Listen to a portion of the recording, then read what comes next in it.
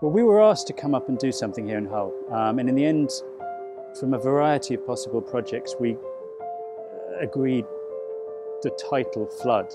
It all started simply from one word. I had a kind of dream idea about a girl coming up in a net full of 100 orange life jackets in the North Sea, which is basically the story of part one, and how this teenage girl becomes woven into the fabric of this storm that's coming from the east, coming across Europe and ending up here.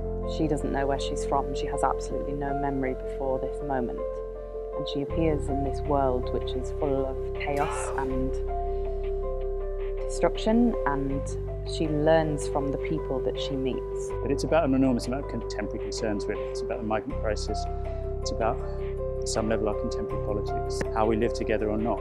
And what's interesting about it is and what no one's really done before is it's 4 parts, so it's absolutely massive. It'll run for nearly 4 hours now, but it's in 3 different mediums, and there's a writing conception that's quite an interesting thing. So there's a short film, there's 2 massive live plays, and then there was another part written for BBC 2, which is a fusion of sort of theatre and telly in a way. We've never had the opportunity to make a number of shows in the same place before, which means working amongst all these houses means that we've developed a relationship with the people who live here, and that's been really important to how we make it and what we make it. I have been looking after all the aesthetic elements of the show, how to translate the text into the physical world that is our world of floods, which is a pretty big challenge considering that the site for the show is a 100-metre square body of water.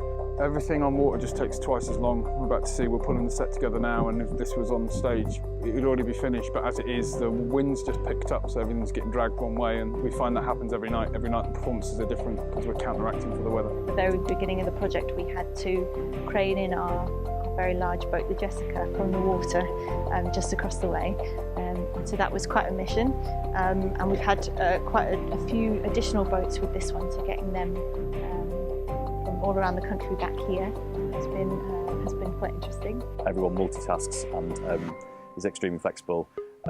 Me and Ingrid and Sally, who are the associates, kind of go wherever we're needed to try and drive boats, operate flashlights, operate floodlights.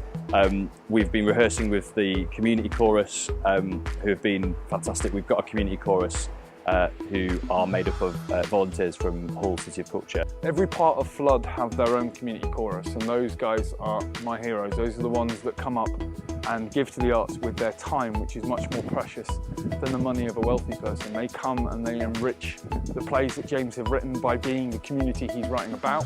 Everybody's always in good spirits, everyone's laughing and joking, and we always have a giggle about it. Make sure you sit down and get in, yeah? It's been wonderful, it's been amazing, it's been so much fun. See you in a bit.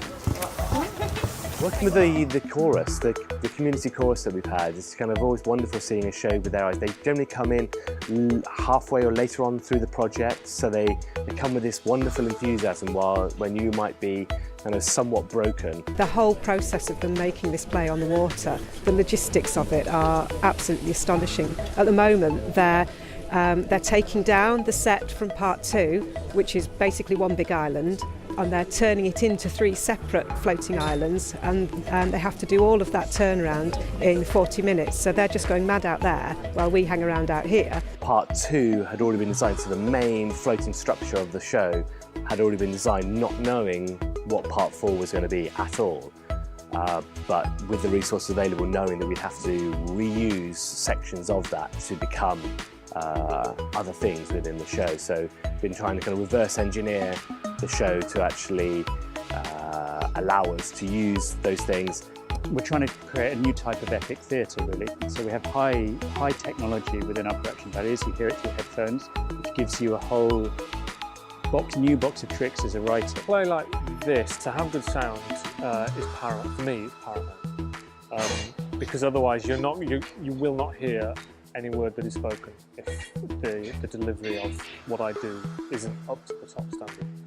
Because the cast is so far away, if you were to take your headphones off, you would literally hear nothing at all.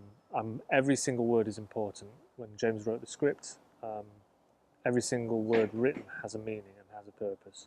It feels more like a live film than it does just a straight piece of theatre that you've seen in March in a theatre.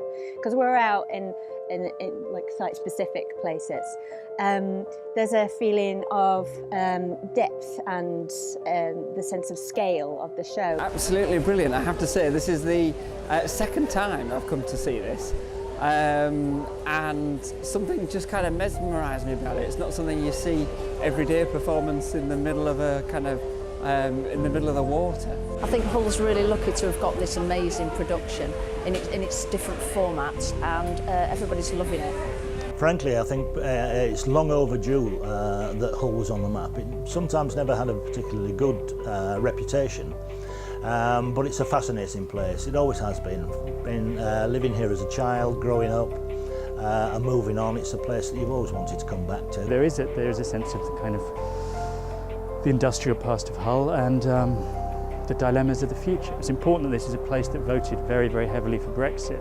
And this play is about immigration, it's about migration, it's about our connection with the outside world. So that's a huge challenge. I think this story has an impact on the audience because these people who are displaced have the same voices as them, they look like them, and it has a twist on it that really makes you think. Moments like the Year of Culture allow extraordinary things that wouldn't happen otherwise to happen, and I think that places like Hull, which haven't been very well managed in the last few years but are still full of interesting people who are intent on living their lives, allow the space for something like this to happen. We have a huge 100 square metre canal here and we've had it for 12 months.